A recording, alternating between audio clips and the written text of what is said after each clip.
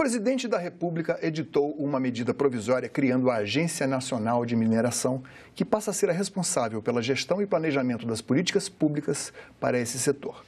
Para conversar sobre essa mudança, Cidadania recebe Vitor Hugo Froner Bica, diretor-geral do Departamento Nacional de Produção Mineral. Seja bem-vindo, Vitor Hugo. Obrigado. O que significa essa mudança em termos macro? O Departamento Nacional de Produção Mineral, que existe já há 83 anos, como você me falou antes, vai deixar de ser o gestor, né? Como vai ser essa substituição? Bom, Paulo, essa mudança, na verdade, é uma expectativa de décadas, né, que hoje se materializa nessa semana, e ela vem com o objetivo de tornar o órgão mais ágil, mais eficiente, mais transparente e de tal sorte que possa atender às expectativas da sociedade quanto às suas demandas relacionadas ao setor de mineração. Essa mudança já estava sendo planejada já no governo anterior, no governo Dilma, mas seria de uma forma diferente através de projeto de lei, né? Perfeito. Na verdade, essa mudança, esse anseio do setor, eu diria, ele já vem até de mais tempo, né? Em 94, nós tivemos a oportunidade de transformar o DNPM numa autarquia, né? E foi o primeiro passo, né? Que depois acabou, por razões diversas, não evoluindo para a transformação em agência. Outros setores que começaram depois avançaram e tiveram as suas agências reguladoras instituídas. Mas no governo anterior, foi proposto um programa também, um projeto de lei que foi encaminhado ao Congresso Nacional, com o detalhe de que ele colocou numa mesma construção o projeto de transformação do DNPM em agência, a modificação da compensação financeira e um novo código de mineração. Então, o que o pessoal costumou chamar de 3 em 1.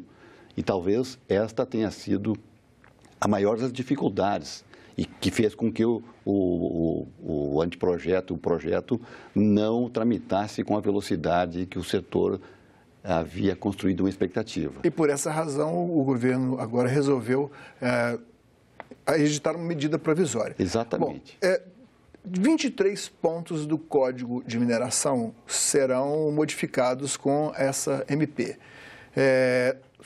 Antes de você destacar quais seriam os mais importantes, o Código está superado, nosso Código está ultrapassado? Este foi assim, a primeira avaliação que foi feita nestes pouco mais de um ano de governo, de que o Código, a despeito da sua idade, ele foi editado em 67, ele nos trouxe até este momento de uma forma que nós temos essa participação expressiva no PIB, temos um conceito a nível internacional muito respeitado, temos uma vocação de mineração muito acentuada, então o diagnóstico foi que, apesar de ele precisar avanços, ele para em pé, ele é sustentável, de tal sorte que se propôs, ao invés de construir um novo código, pequenas intervenções, na ordem de 22, 23 artigos, para torná-lo mais eficiente ainda, mantendo a segurança jurídica que ele instituiu ao longo dessas décadas todas. Só abrindo um parênteses aqui, você estava me contando antes que se o PIB da agricultura aqui do Brasil é de 5,2%, da mineração é de 4%, mas embora sejam quase que equivalentes, a mineração recebe muito menos destaque como um daqueles pilares da economia do país, né? Esse é um fato constatável, né? E nós temos uma profunda admiração pela eficiência que nossos colegas da agricultura conduzem às suas demandas, mas a mineração ela carece dessa capacidade, né, de ter... Ela não vende sua imagem tão bem quanto a agricultura. Nós estamos até por trás da agricultura, né, participamos, seja na construção de equipamentos, através do minério de ferro, ou do próprio adubo, para garantir que a produtividade seja alta, mas nós temos pouca visibilidade. Esse é um desafio que precisa ser superado. São 200 mil empregos diretos, uma avaliação assim, não muito precisa, mas, segundo informações, cada emprego direto na mineração gera 13 empregos indiretos, correto? Exatamente. A ordem de grandeza dos empregos diretos hoje ele gira em torno de 200 mil empregos diretos. E a cadeia, a jusante e a montante gera mais 13 empregos para cada um. Então, é uma parcela significativa Dá exemplo desses empregos na jusante, acima e abaixo então, por exemplo, na fase da prospecção, na fase de pesquisa, nós temos muitas empresas de pesquisa mineral, empresas de perfuração de poços, empresas, laboratórios que fazem análise, né? Enfim, uma cadeia muito intensa de pessoas envolvidas nesse estágio anterior à mineração. Após a mineração, nós temos o processamento do minério, né? Nós falávamos há pouco, minutos atrás, da Alumar, né? Com o caso da transformação do alumínio. Então, é uma geração de empregos, tanto a montante quanto a jusante do processo de mineração. Bom, desses 23 pontos do Código de Mineração que serão mudados com a medida provisória, ou seja, o que está em tramitação aqui no Congresso provavelmente não vai valer, se for aprovada a medida provisória, como deverá ser, né, mais à frente. Mas o que muda nesses... Que destaques você daria para esses 23 pontos da mudança? Esses pontos eles foram mapeados através de um processo muito intenso de interação com o setor, que nos possibilitou identificar alguns gargalos, né, que poderiam ser superados. Por exemplo, nós passamos o tempo de pesquisa de 3 anos para 4 anos, de 2 a 4 anos, permitido uma prorrogação. Por que isso?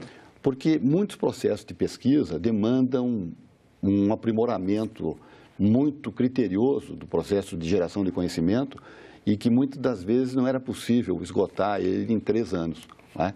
Então, havia exigência de prorrogar por mais 3. E o setor ansiava por uma ampliação desse prazo. Então, nós colocamos de 2 a 4 anos, prorrogável por mais 2 a 4 anos. Modificamos também que, no final da fase de pesquisa, é apresentado um relatório final de pesquisa. Pela regra anterior, neste momento teria que se parar todo o processo de pesquisa. Nós flexibilizamos. Ele entrega o relatório, identificando os seus recursos e pode continuar pesquisando, objetivando o aprimoramento do conhecimento para a construção do plano de aproveitamento econômico que é exigido quando do requerimento é lavra. Esse é um fato muito importante porque dá segurança para o investidor, de tal sorte que ele sabe que ele pode continuar pesquisando e aprimorando seu conhecimento. E esse conceito que eu falei, até antes da vigência das medidas provisórias, o conceito era de reserva nos relatórios. Agora ele passa a ser de recursos. Então, ele ganhou uma nova conceituação que nos nivela com a prática internacional e que permite, num futuro próximo, que as empresas possam até buscar incentivos através de ações, de programas em bolsa de valores, tal qual o mundo inteiro pratica essa lógica. Agora, voltando para a medida provisória, ela modifica a contribuição, a compensação financeira pela exploração da mineração por parte das empresas. As empresas deixam de contribuir pelo cálculo da receita líquida para contribuem pela receita bruta. O que isso significa? Na verdade, a motivação que levou a essa mudança, após muitas reuniões, como havia destacado, é que há um processo muito intenso de judicialização do processo de cobrança. E uma das formas da gente tentar... Porque é difícil calcular a receita líquida. Os abatimentos eram complexos de serem calculados. Então, o objetivo é tentar simplificar e, por isso, então, o faturamento bruto. Mas é um assunto polêmico, né? É evidente que gera descontentamentos, mas era necessário, né? Não poderia continuar como estava. E, por isso, então, a tentativa de simplificar os procedimentos, ao mesmo tempo que provocou pequenas alterações em algumas alíquotas. Sim, eu queria falar na sequência sobre isso, as alíquotas dos royalties pagos pelas empresas. Bom, no panorama geral da contribuição para o que a União recebe continuará em 12%, os estados em 23% e os municípios 65% do bolo, vamos dizer assim. Mas especificamente com relação aos minerais, diamante, nióbio, minério de ferro, parece que vai haver alguma mudança, né? Exatamente. O minério de ouro tem a sua alíquota alterada para 2%. Atualmente nióbio, de 1%, né? De 1%. O minério de nióbio passa para 3%. O diamante de 2% para 3% também. Isso, e o minério de ferro, ele é instituído, por isso que isso foi pego... De acordo com o valor da tonelada, né? Isso foi pego a partir do projeto que está tramitando aqui no Congresso, Quer dizer, muitas das mudanças, na verdade, elas não foram inovações que a gente criou. Foram estudos que já haviam sido elaborados quando da construção do próprio PL e do próprio debate que sucedeu ao PL. Por exemplo, a banda de variação de preço do minério de ferro. Exato, é isso que eu queria falar um pouco sobre isso aí. Por que com o minério a R$60, $60, né? $60 a tonelada, é 2%, e depois passa para um outro patamar, a partir de, deixa eu ver aqui. De $70, né? De 50 a 70, de 50 a 70 é 2%. Quer dizer, isso varia, na verdade, em função, para tentar fazer com que o efeito da alíquota não seja tão perverso quanto do preço em baixa, né? Porque para as pequenas empresas... Atualmente está em quanto? Tá? Hoje, pela regra editada pela medida provisória, o preço está $67 a tonelada. Subiu um pouquinho. Então, a alíquota seria 2,5%. Só que o processo de entrada em vigência, ela estabeleceu uma noventena. Então, as alíquotas vão passar a vigir, de fato, daqui a 3 meses. E um detalhe, Paulo, o fato gerador, ele gera a obrigatoriedade do recolhimento no 2º mês subsequente. Então, se ela vai entrar em vigência em final de setembro, final de outubro, início de novembro, o fato gerador, o recolhimento vai se dar lá por dezembro. Quer dizer, há um colchão aí. Exatamente. Por que foi feito isso? Com o intuito de... É evidente que esse gasto não foi planejado pelas empresas no seu plano orçamentário de 2017. Então, o esforço do governo foi no sentido de levar esse impacto para 2018. Esse foi o esforço. Agora, as infrações... muda também o que as empresas terão que pagar quando cometam as infrações, né? Isso é assustador, porque parece que o valor atual é R$ 2.500 e pula para 30 milhões. O que isso tem a ver com a Samarco? Não, na verdade, assim, Paulo... Para o espectador, assim, deve ser... Eu queria só fazer um resgate em relação... O nosso código é de 67, teve um pequeno aperfeiçoamento em 94, mas ele carecia de uma atualização, né? Hoje nós temos no departamento até a segunda-feira passada, agora nós tínhamos multas que variavam de R$ 3 até R$ 3.000. Esse é o valor máximo. O valor mínimo era R$ 3 e o valor máximo R$ 3.000. Quer dizer, completamente fora da realidade de mercado, né? Então se estabeleceu um valor mínimo de R$ 2.000 e um valor máximo de 30 milhões. O processo de regulamentação vai definir em que casos vai se adotar as sanções e o valor para cada uma das sanções. É evidente que esse caso do acidente, né, referido, ele certamente levaria para os extremos de 30 milhões uma multa, né, o que seria um valor, dado a gravidade do que ocorreu, mais condizente, né? Nós aplicamos multa de R$ 3.000. O nosso código, ele prevê, por exemplo, o que acontece em muitos municípios brasileiros, onde existe a mineração, é que a atividade da mineradora é preponderante do ponto de vista econômico, recolhe impostos, contribui, mas acaba sendo um outro fenômeno semelhante àquele fenômeno da doença holandesa, né? Tão grande que passa a ser até um problema, porque o município, às vezes por não ter mesmo outra opção, fica dependente daquilo. E nesse caso do acidente lá de Mariana, a gente vê que, além do impacto ambiental, as pessoas ficaram sem emprego. O que o código pode agir, ou se é possível que o código seja modificado, ou em que a futura agência, futura não, já está valendo, a Agência Nacional de Mineração pode intervir talvez junto com o órgão ambiental do governo federal, para que isso não se repita da mesma forma. Paulo, esse tema é um tema assim, que nos toca muito, essa questão de Mariana, porque a legislação é relativamente recente. A Política Nacional de Barragem foi instituída em 2010.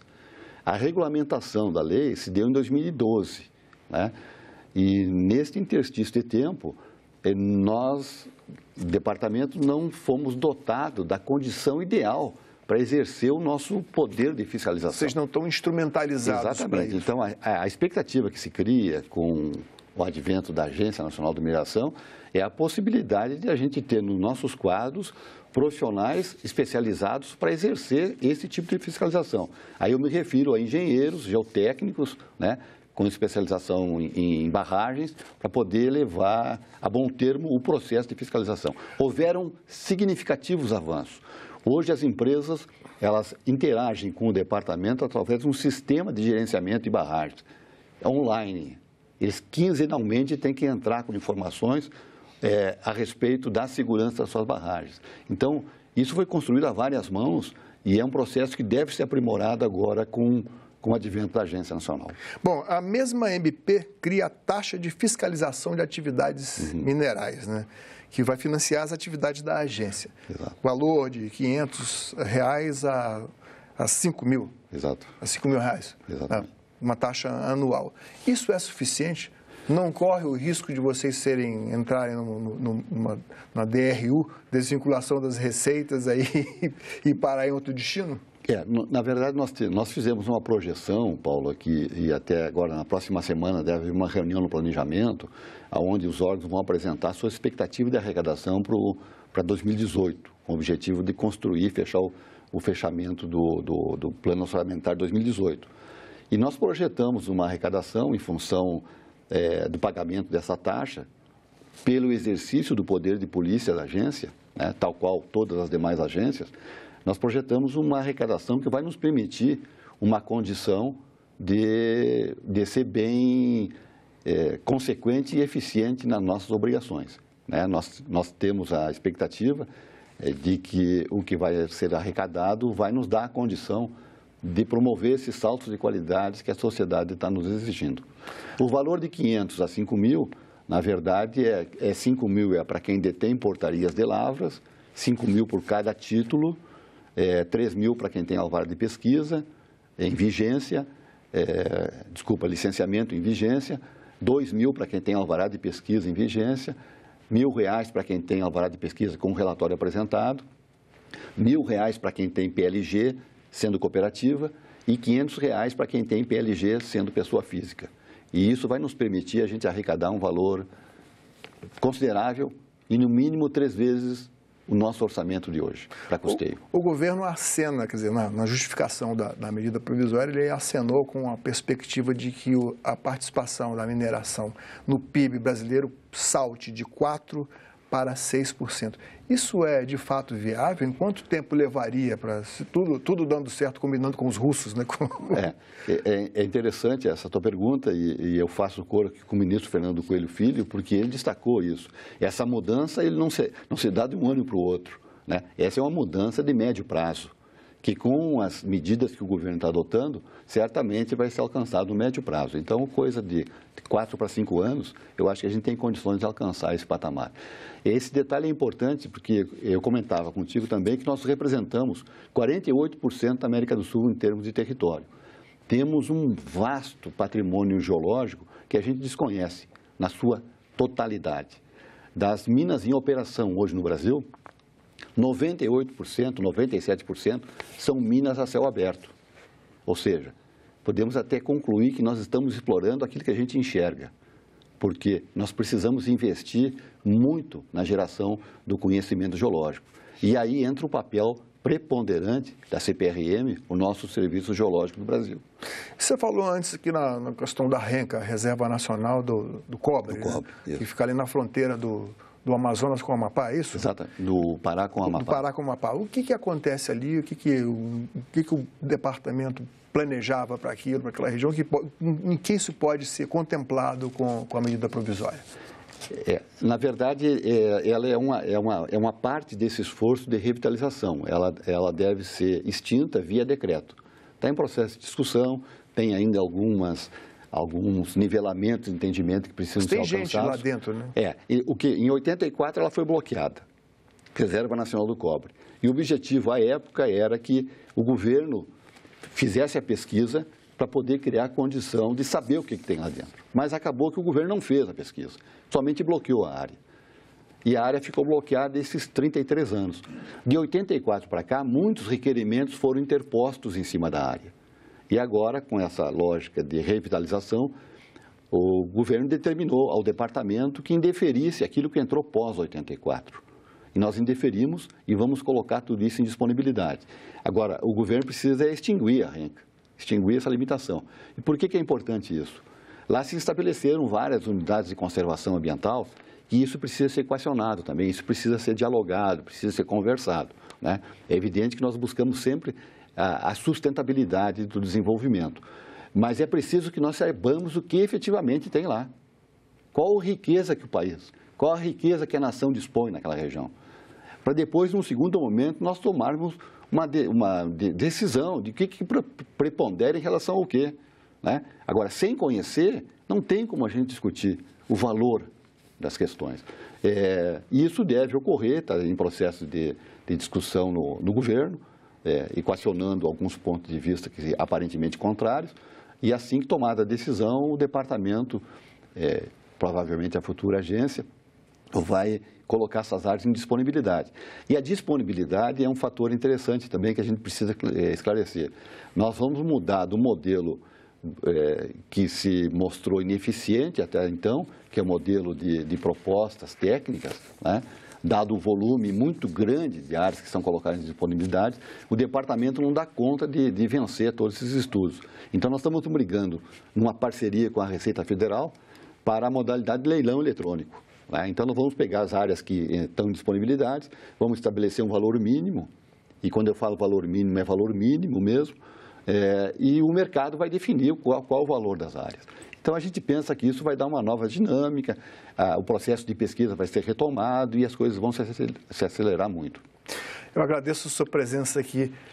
Por favor, Cid. Eu só queria, me parece assim que tem um ponto muito importante, Paulo, que diz respeito à agência, que precisa talvez ser destacado, que é o fato de nós passarmos para um modelo de colegiado de direção, né? E esse colegiado, ele pressupõe que os seus participantes, os 5 diretores, são indicados pelo Presidente da República, são sabatinados pelo Senado Federal e são obrigatoriamente... Tem um mandato fixo de 5 anos sem direito à recondução.